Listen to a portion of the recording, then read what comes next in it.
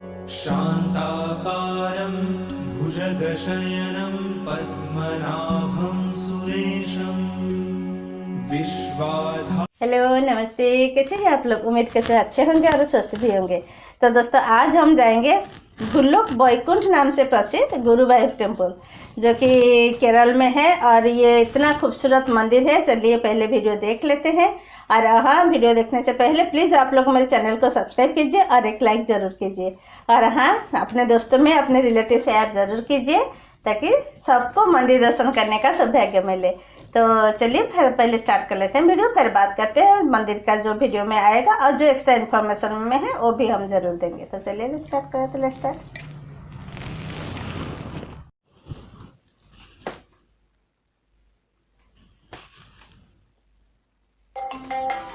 Channel है love जिंदगी channel का, हम इनका लिंक नीचे दे देंगे। गुरुवायूर मंदिर केरल में स्थित कितना बड़ा और कितना खूबसूरत देखिए। समर्पित है।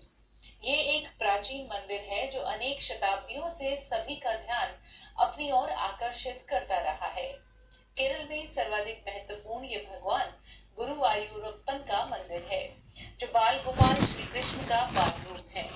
मंदिर में स्थापित प्रतिमा मूर्ति कला का एक बेजोड़ नमूना है। ये कहा जाता है कि इस प्रतिमा को भगवान विष्णु ने ब्रह्मा जी को सौंप दिया था। कई धर्मों को मानने वाले लोग भी भगवान गुरुवायूरप्पन के परम भक्त रहे हैं। गुरुवायूर मंदिर के बारे में धार्मिक अभिलेखों द्वारा इसकी महत्ता का वर्णन मिलता है, जिसमें एक कथानुसार भगवान कृष्ण ने मूर्ति की स्थापना द्वारका में की थी। एक बार जब द्वारका में भयंकर बाढ़ आई तो ये मूर्ति बह गई और बृहस्पति को भगवान कृष्ण की ये तैरती हुई मूर्ति मिली।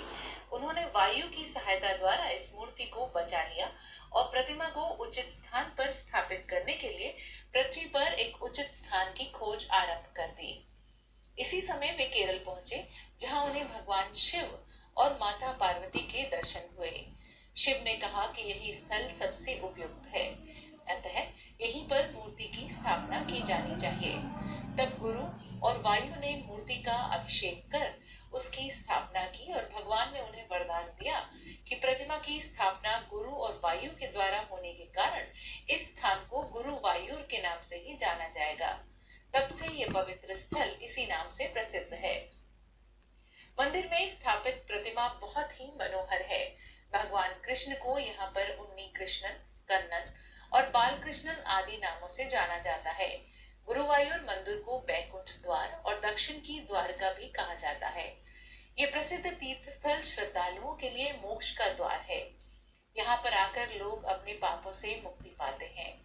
प्रभु के स्वर्गारोहण समय के बारे में सोचकर दुखी हुए और विचार में पड़ गए कि कलयुग में जब भगवान नहीं होंगे तो संसार का अंधकार कौन दूर करेगा। इस पर भगवान ने उन्हें समझाते हुए कहा कि वो स्वयं प्रतिमा में विराजमान रहेंगे और जो भी इस मूर्ति के दर्शन करेगा उसे दुखों से मुक्ति प्राप्त होगी और पापों का नाश होगा। इसीलिए माना जाता है कि यहाँ पर आने से समस्त मनोकामनाएं पूर्ण होती हैं। मंदिर में स्थापित भगवान की मूर्ति की विशेष पूजा आराधना का विधान है। यहाँ गर्भगृह में विराजित भगवान की मूर्ति को आदि शंकराचार्य द्वारा निर्देशित विधि विधान द्वारा ही पूजा जाता है। मंदिर में वैदिक परंपरा का निर्धारण होता है। गुरुवायूर की पूजा के पश्चात ममेयूर शिव की आराधना का विशेष महत्व है। इनकी पूजा किए बिना भगवान गुरुवायूर की पूजा को संपूर्ण नहीं माना जाता। मंदिर अपने उत्सवों के लिए भी विख्यात है। शुक्ल पक्ष की एकादशी तिथि का खास महत्व है। इस समय पर यहाँ पर उत्सव का आयोजन किया जाता है। अगर आपको हमारा वीडियो पसंद आया है तो आप हमारे YouTube चैनल। तो फ्रेंड्स, कैसा लगा आपको? है ना खूबसूरत मंदिर। और कुछ बाकी पिक्चर्स भी हम डाल देंगे, आप लोग देखिएगा कितना खूबसूरत मंदिर है।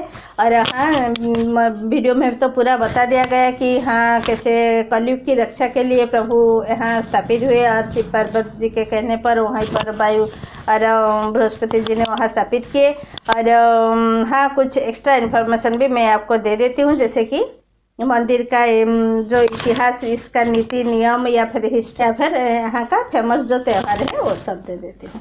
और चलिए पहले स्टार्ट कर लेते हैं यहाँ का हिस्ट्री। तो ये बहुत पुराना मंदिर है, कम से कम 5 से 10 साल पुराना मंदिर है। और 14वीं सेंचुरी को इसका जैसे कि मंदिर स्थापित हुआ, इसका जो फिनिश होते होते 14वीं सेंचुरी तक फिनिश हो गया था। और 17वीं सेंचुरी में इसके बारे में लिखा गया, जो इसका लिपि हुआ था वो 17वीं सेंचुरी तक हुआ था। ये कहा जाता है कि जब कृष्ण भगवान जी ने देवकी माता की कोख में आई थी और वासुदेव और देवकी माता ने जिस रूप को पूजा करके ये मतलब दर्शन किए थे ना, वो आप अगर पता होगा वो स्टोरी, तो जो जिस रूप में कृष्ण जी दर्शन दिए थे और उसी रूप को देवकी और वासुदेव जी ने पूजा कर रहे थे। तो वही जो मूर्ति था, उसी मूर्ति को जब द्वारिका डुबाया गया था तो उसी टाइम कृष्ण जी ने बृहस्पति जी जो कि देवताओं के गुरु है उनको बुला के बोले थे कि इसको लेके कहीं स्थापना करें, कोई उचित स्थान पर उसको स्थापना करें। तो फिर वायु जी के जो पवन देवता वायु की, उनको हेल्प लेके बृहस्पति जी ने उनको लाके यहाँ पर स्थापना किए थे। और शिव जी की अनुमति भी मिला था यहाँ पर स्थापना करने के लिए। तो बोला जाता है कि वहाँ पर शिव जी जाते थे ना, मतलब वो सरोवर में खेल करने के लिए जाते थे, तो वहीं पर उनका भी दर्शन हुआ था और वो बोले थे कि हाँ यहीं पर आप स्थापना कीजिए।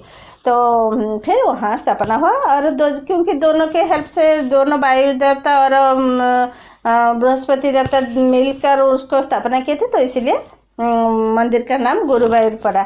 मतलब गुरु और वायु इन दोनों के नाम से पूजा होने पर कृष्ण पूजा होते हैं। तो सोचिए कृष्ण जी पूजा होते हैं देवताओं के गुरु और वायुदेव के नाम से। तो चलिए, और ये विष्णु रूप होता है कृष्ण जी का, जैसे कि जो चतुर्भुजधारी को दर्शन किए थे ना देवकी माता ने, तो ये चतुर्भुजधारी मूर्ति है, तो उन्हीं का पूजा होता है। और हाँ, अभी रिसेंटली इस मंदिर में भी जैसे कि रिसेंटली फरवरी 15-16 ऐसे कुछ, इसमें एक मैरिज वेडिंग जो रजिस्ट्रेशन दाखिल हुआ कि जाके म्यूनसिपैलिटी में आप शादी कर सकते हो और यहाँ से डायरेक्ट रजिस्ट्रेशन हो सकता है। तो उसका भी एक न्यूली ये हुआ, तो जैसे कि कोई भी जाके वहाँ शादी भी कर सकते हैं। और हाँ, यहाँ का ड्रेस कोड भी है, अगर आप लोग जाइएगा तो पर्टिकुलर ड्रेस कोड में जाइएगा, क्योंकि यहाँ मेल के लिए है जो धोती होता है, राउंड्स में जो धोती पहनते हैं तो उसको धोती पहनना होगा और एक शर्ट, और अगर आपका मन चाहे तो एक गमछा जो गले में दे सकते हो। तो मेल का ये ड्रेस कोड है। और फीमेल का जैसे कि पहले तो वो लहंगा जो चोली ऊपर में ब्लाउज और लॉन्ग स्कर्ट और चुन्नी ये सब था, लेकिन अभी थोड़ा बहुत चेंज कर दिया गया है और डिसेंट ड्रेस पहन के आप जा सकते हो, जैसे कि जीन्स या शॉर्ट स्कर्ट ये सब नहीं चलेगा। तो आप पहन के डिसेंट ड्रेस पहन के आप जा सकते हो। बट अगर आप लोग जाइएगा तो इसका ड्रेस कोड के बारे में एक बार थोड़ा सा जानकारी लेके जाइएगा, क्योंकि चेंज होता रहता है, अगर चेंज हो गया तो दिक्कत है। लेकिन कोड रेस्ट्रिक्टेड मतलब है कि आपको वही ड्रेस कोड में जाना है, जो भी नियम होगा उसी में जाना होगा। तो चलिए, नीति नियम का तो हो गया। तो अरे लास्ट में जो फेमस त्यौहार सब है, और फेमस त्यौहार में से है कुंभम उत्सवम, जन्माष्टमी, ये तो जाहिर सी बात है, वीडियो में भी बताया गया है। और एक है गुरुवायूर एकादशी, उस दिन भी बहुत अच्छा से मनाया जाता है। ये बहुत फेमस जो त्यौहार है में से 3 है। तो आप लोग जाइएगा तो इसी टाइम आप लोग जा सकते हो। अभी देखते हैं इसका एक इंटरेस्टिंग स्टोरी। बहुत सारे मंदिर के तरह यहाँ भी नारियल ही चढ़ाया जाता है, प्रसादी के रूप में नारियल चढ़ाया जाता है। तो एक बार क्या हुआ था कि स्टोरी ये है कि एक बार एक किसान ने अपने पहली फसल नारियल लेके प्रसादी के लिए चढ़ाने के लिए प्रभु के पास जा रहा था। तो रास्ते में उसको डाकू मिल गए और डाकू में फंस गया, बेचारा नहीं जा पाया, डाकू सारा चीज़ ले गए। और इसने बहुत बार रिक्वेस्ट किया कि मैं जो भी आप ले जाइए, लेकिन मेरा पहला फसल ये नारियल में गुरुवायूर की मंदिर में चढ़ाने के लिए जा रहा हूँ, तो मुझे छोड़ दीजिए, बस ये नारियल छोड़ दीजिए, मुझे यहाँ ये चढ़ाना है। तो डाकुओं ने इसको टंट मार के बोले कि क्यों, गुरुवायूर के नारियल में क्या सिंह चढ़ा है, तो हम इसको क्यों छोड़ दें। तो ऐसे ही बोलते ही उनके बाद में वो देखते हैं कि नारियल में सिंह सही में निकल गया, और ये देख के वो डर के मारे डाकू भाग गए और किसान ने लेके मंदिर में चढ़ा दिया नारियल। और बोला जाता है कि अभी तक वो नारियल मंदिर में है। तो पता नहीं कितना आप लोग को, कोई अगर हो आप लोग को पता है तो प्लीज़ कमेंट करके बताइए। और हाँ, यहाँ जाने के लिए कोच्चि से लेके तिरचूर तक आपका रेल मार्ग है, आप रेल से जा सकते हो। 40 किलोमीटर का दूरी है वहाँ से, और इसका सड़क रास्ता भी बहुत अच्छा है, तो आप कहीं से भी आप जा सकते हो। और यहाँ धर्मशाला और गेस्ट हाउस भी अच्छा से बना हुआ है, तो आपको रुकने या जाने आने में कोई दिक्कत नहीं होगी। तो चलिए फिर आज के लिए इतना ही, अगली बार फिर मिलते हैं एक और वीडियो में, तब तक के लिए बाय, टेक केयर।